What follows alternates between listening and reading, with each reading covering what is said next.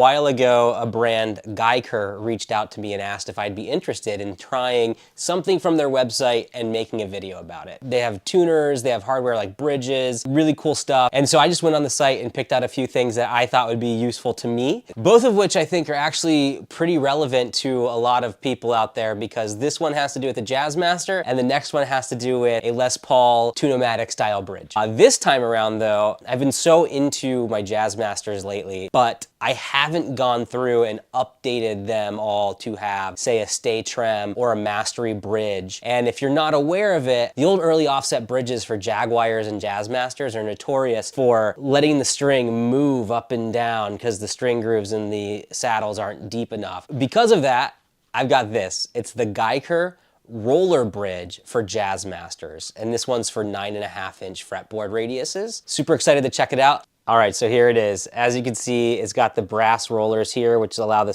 strings to glide over there with less friction. In comparison to the more retro style bridge, you can see how shallow those string grooves are there. You can adjust the height of the bridge so you can get the right action on your neck, and then you can also adjust the intonation using the springs and screws like you can on most bridges. So it's got these set screws here on the bottom that allow you to adjust the height, which adjusts your action. You just change it with the hex key that they provide, and you can use a Phillips head screwdriver here to adjust the intonation on your strings. All in all, I'm curious about three things. One, can this just drop right into any Jazzmaster? So I've got a Squier Jazzmaster, a J Mascis. I've got another Squier Jazzmaster. I've got the Made in Mexico Player 2. I've got an American Jazzmaster. It's the American original. And then I actually have my Trent guitar, which also has a Jazzmaster style bridge. And then I also have a 1965 Jazzmaster, so a retro one to check out as well. You'll notice if you look at these two things side by side, the post that comes down from the base plate of the bridge, the diameter of the Guyker one is a little thicker than the diameter of the Fender one. Another thing I'm interested in understanding is if you look at the height of the Guyker between the top of the saddle and the base plate, much taller on the Guyker with the rollers than the traditional Fender style. But if you look at the way the set screws are set, you can get roughly the same height pretty easily. So I'm interested in how universal they are, both in terms of the height and the width of the base plates. So will this fit pretty universally into any Jazzmaster posts that are already installed on the body? And then will the height this way work without having to, say, shim the neck or do something else? The next thing is, I'm really interested in how it might affect the tone. I think the variables here are, one, we have brass instead of this chrome plated steel or whatever is on the original style. We also have thicker diameter posts that come out of the bridge plates. I don't know if you can tell that from here, but when you put the retro style bridge in the post hole, you can see it wiggle back and forth, and that kind of allows it to rock.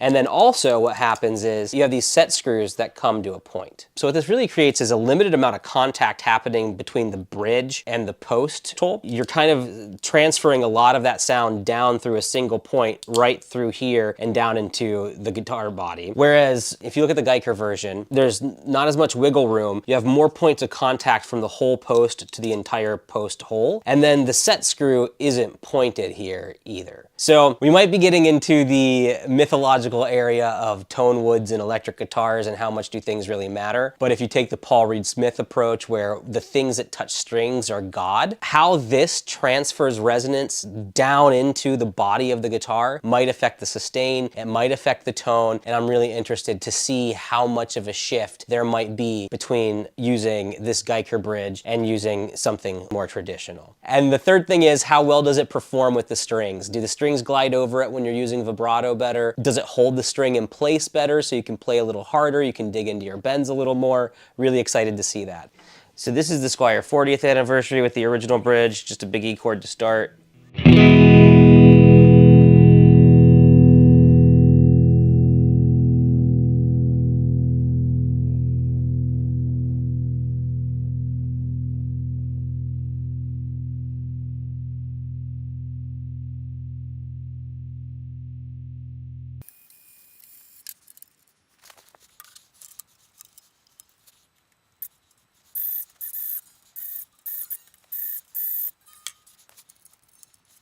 All right, so now we got the roller bridge in here. Let's give it just a really big E chord.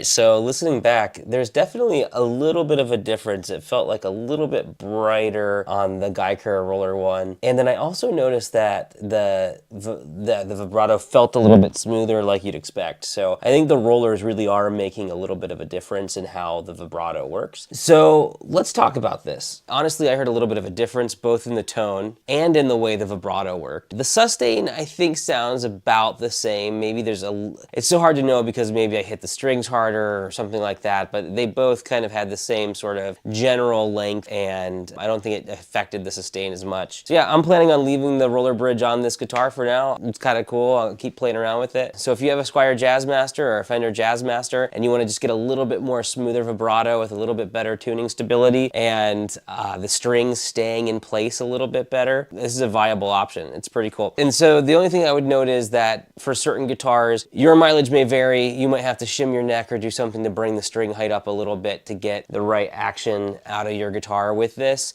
But I think if you have a Squier or a Fender, you're probably pretty safe to be able to drop it in and get the action that you want. So yeah, if you're interested in one of these, you can use the affiliate link below to get yours from Guyker.com, which would be awesome because it helps support my channel. So thank you so much in advance for that. But it also helps support Guyker, who's making this really high quality, well-crafted saddle for Jazzmasters. And I know all of us Jazzmaster lovers out here have our own favorite aftermarket bridges. This is a cool new contender in the market. Really excited about it. Check it out, Guyker.com. This has been Dad Time Jam Time. Like and subscribe. Win that Player 2 Jazzmaster. I can't wait to give it away. Thanks so much for watching. Cheers.